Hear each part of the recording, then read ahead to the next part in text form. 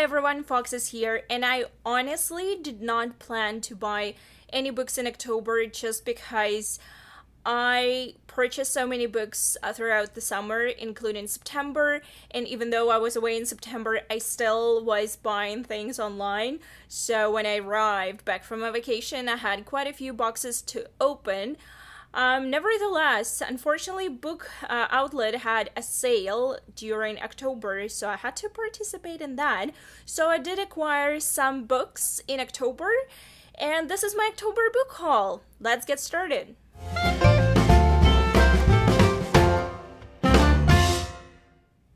All of these books are going to be in no particular order. I will mention those that I got from Book Outlet, but otherwise, let's just move on with this. And the first book that I have here, Everything Leads to You by Nina LaCour. This is a paperback edition, and I'm starting with this book just because this is actually the book that I have already read. As a matter of fact, I read it last summer. I got it from the library, and that was during TIFF in September, so I remember standing in lines waiting for rush ticket and reading this book. So I think this book really fit in that time period for me, just because this is the story about a girl who is involved in the film industry. She's a set designer, she's just a new assistant, she's only learning the ropes, and she meets this girl who is a bit mysterious and also is very talented, but there's just some story involved with her background, and she starts falling for her. This is a young adult lesbian romance, very slow paced, nice, very, believable, and all the depictions of film industry and building a set and production were so fascinating and they really fitted into what I was going through back last year when I was getting, to see all of those premieres at TIFF. And even though I got that book from the library initially, I did enjoy it. I gave it about 4 stars. I had some issues with a bit of slowness of the storyline, development. However, I did enjoy it, and this year I've found myself thinking about this book, especially since it seems to be coming up quite a lot on other channels, and I decided to read it again, and because of this, I picked up this copy. I got this paperback from Book Outlet. It was really cheap, and I think it's very much worth reading if you are into LGBT, queer, YA contemporary novels. And you cannot really tell this by the cover, but the main protagonist is actually a person of color. It's not really that evident from the beginning of the book, but once they get to meet the family members, you can actually, it's being addressed. So yeah, that's another. And Nina LaCour is a very nice, I read another book by Nina LaCour and David Levithan, and I really enjoyed her writing as well. So yes, definitely check this one out. I think I almost started doing my a wrap-up review video, but no, it's a book haul. It's still a book haul. Next, I have a copy of Coda by Emma Trevane, and this is a YA dystopian novel about a futuristic world in which the government controls people through music, and the main protagonist plays in a music underground band. I know that there is supposed to be a queer element to the story, either the protagonist or a theme. I didn't really know much about it beyond what I mentioned before, so I've had this book for quite a while on my wish list, and then I just decided I have to go and buy it, so here I go. Then I got myself a copy of Tattoo Atlas by Tim Florine. This is a YA sci-fi novel, and it also involves LGBT queer character or a theme to it. Essentially, this is a story about a teenager who committed a murder, and he's essentially a psychopath, but then he undergoes some certain brain procedure that kind of fixes him. I'm getting a lot of vibes from this book, similar to More Happy Than Not, but I'm not sure if it's going to be in any way the same in terms of the emotional impact. However, I did read the debut novel by Tim Florine. That book was called Willful Machines, and I did enjoy it. I found that his debut novel had a bit of There were some patches, like really spots in the plot that made me kind of meh, but at the same time, the book overall was also YA, sci-fi, LGBT. The main protagonist was gay, and I did enjoy it. So when I learned that Tim was writing another book and that it was coming out on October 18th, I definitely like just went into my bookstore, and actually I got it a week before it was released. Thanks, Indigo. Yeah, so I'm really anticipating something very good from this book. I cannot wait to read it, and I like this blurb here. Can evil be cured? That's a very good question. Then I got myself a copy of Hagseed by Margaret Atwood. This is her retelling of Tempest by William Shakespeare, and I have an immense appreciation and respect for Margaret Atwood. I'm still quite impressed by The Handmaid's Tale that I read about 10 or 12 years ago. I'm looking forward to reading this book, even though I had quite different reviews. Some people are saying that this is not her best novel, and I don't think the rating is that high on Goodreads either. However, Tempest is one of the plays by Shakespeare that I've never seen on stage or I've never read. I'm not sure I want to read the play before I read this book, because I would like to see the way Margaret Atwood spins the story, and I don't want to know anything about the plot itself, so I'll just go into it blind. But since it's Margaret Atwood, we can just assume that's adult sci-fi, probably magical realism or something like this. Then I got myself a paperback copy of The Sweetness at the Bottom of the Pie by Alan Bradley, and this is book number 1 in his middle grade detective stories about Flavia de Luce. I actually got book number 7 or 8, I believe, by pure mistake from my local secondhand bookstore, because I picked it up and I thought it would be so much fun to read like a middle grade detective story, because I used to love those when I was a teenager. And then my friend Becca, hi Becca, told me that it was actually not the first book in the series, and then I went on Book Outlet and I saw this one on sale, so I got it. I don't know when I will get to the series, because I obviously have so many books that I want to read as soon as possible, but I'm keeping this one close because it seems like a very cozy read, and since we're getting closer to winter, I'm looking forward to reading something cozy. Then I got myself a copy of The Library at the Mountain Char by Scott Hawkins, and this is one of those books that's been on pretty much every booktube, plus whenever I go to a bookstore, I would always see it displayed somewhere in bestsellers or top 100 books at Indigo. This is an adult book, and I'm getting a very mixed vibes from it.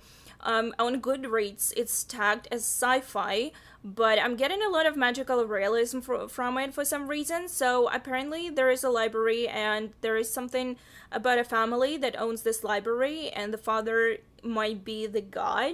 Everyone who read this book seemed to like it, so I decided to pick this one up from Book Outlet just because it was not really available from my library, just because there were so many people requesting it that the wait was just getting ridiculously long. Hopefully I'll get to this one sometime soon. It seems like an interesting read, and I just wanted to broaden my reading experience, so if you read this book, please let me know down below what you thought about it. While browsing at Indigo, I stumbled upon this book that I've never heard of, and this is The Secret Life of Sherlock Holmes' Nemesis, The Adventures of Moriarty, and this is by a whole bunch of different authors. This is a collection of short stories about adventures of Moriarty and whatever was happening to Moriarty, like behind the scenes, so to say. I'm super excited about this book. I've never heard of it. Obviously, I'm a huge fan of Sherlock Holmes, and as you know, Moriarty was considered to be the nemesis, like arch nemesis of Sherlock Holmes. And in the canon stories about Sherlock Holmes, Moriarty appears just a couple of times, basically in 2 or 3 stories, and that's it. So we don't really know much about him and what he was doing, even though he was consistently being referred to as the mastermind and the criminal and basically the worst human being.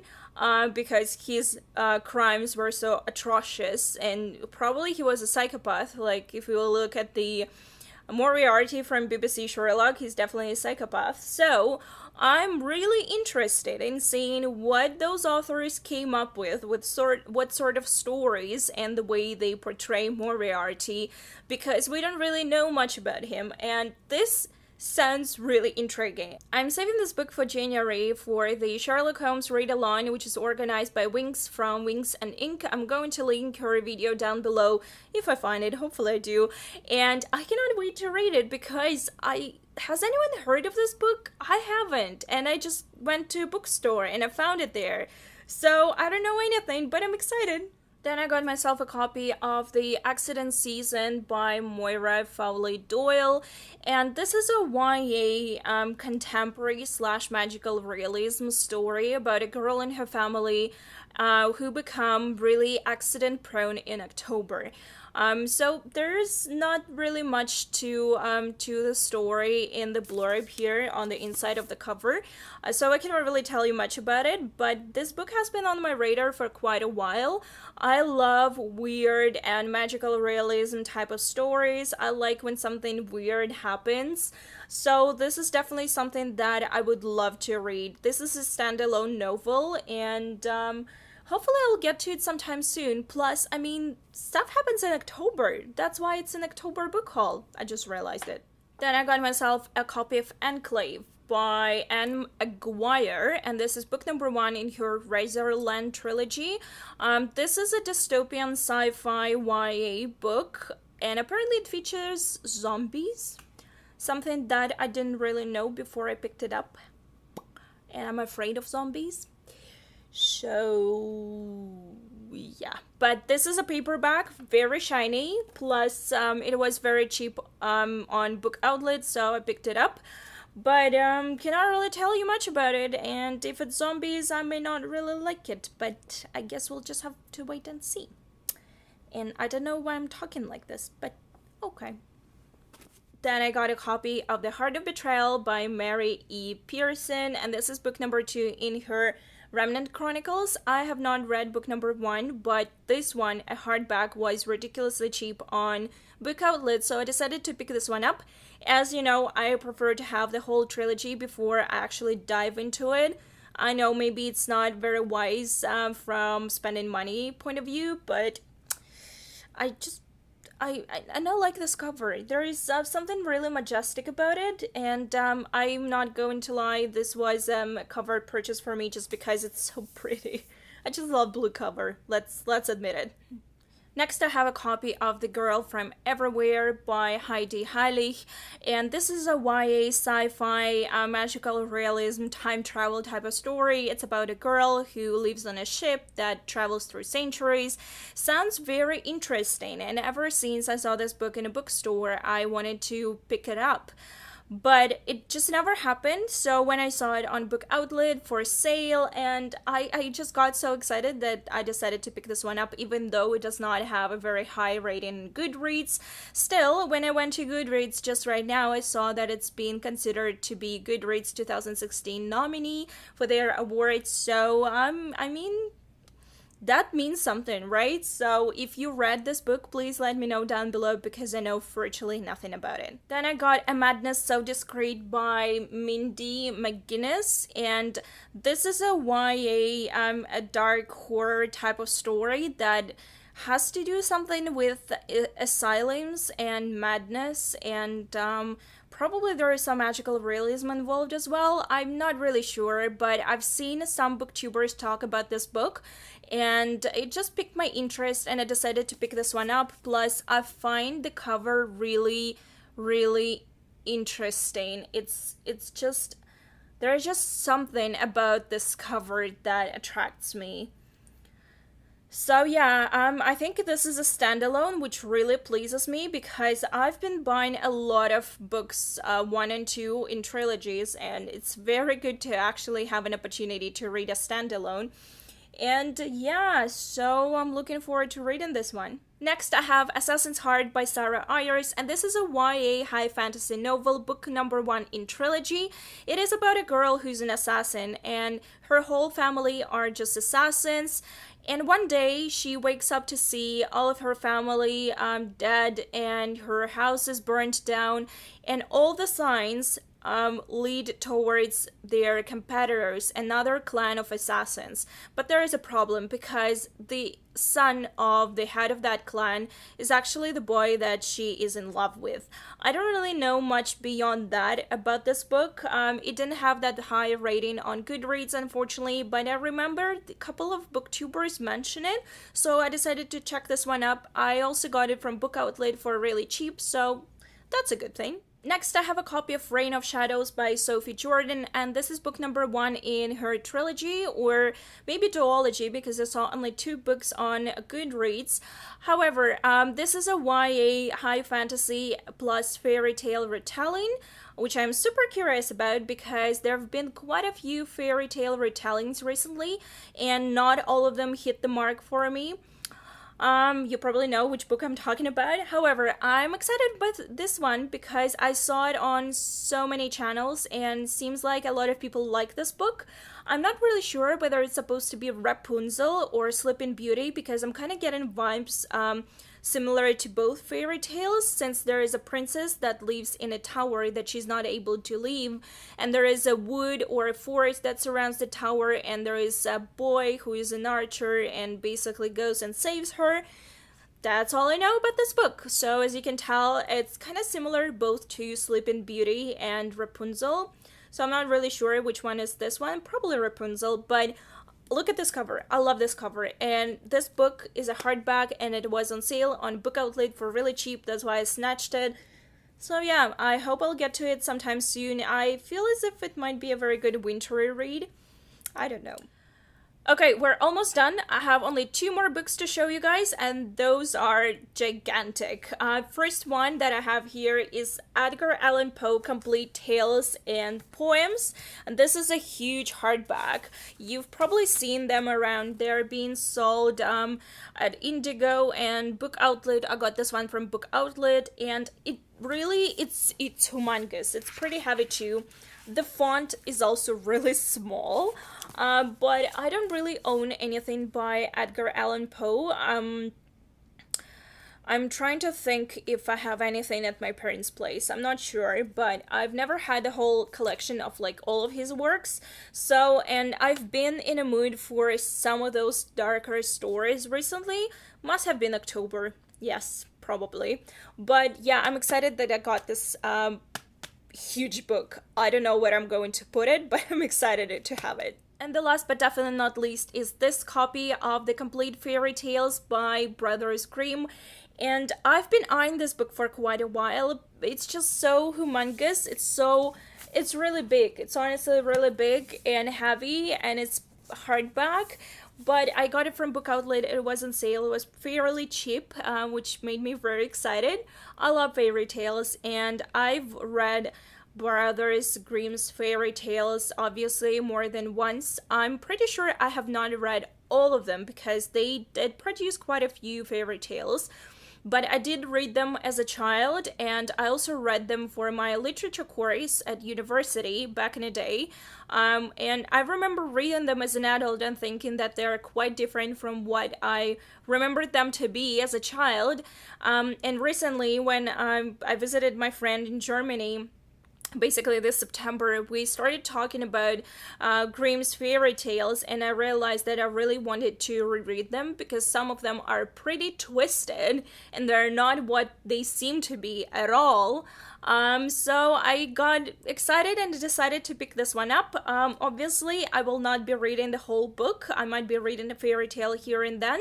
But I'm so happy to actually have the whole thing because I'm pretty sure I've never had a complete collection of these fairy tales. Okay, this is it, guys. This is all of my October book haul. Quite a few books, but way less than I got in September, and definitely way less than I got in August. I hope you enjoyed this video.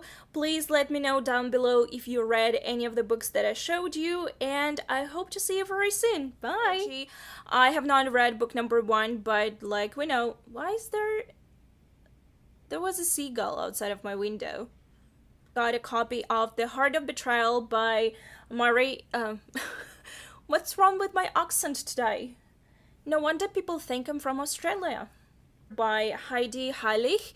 And that was quite a German accent there. Thank you very much. I don't know what's with me and talking today. I'm just doing different random accents. If there is a bit of a light change, I had to use my lamp because the sun is setting and there was a bit of a weird shadow on my face that I didn't realize that was happening, so apologize for that.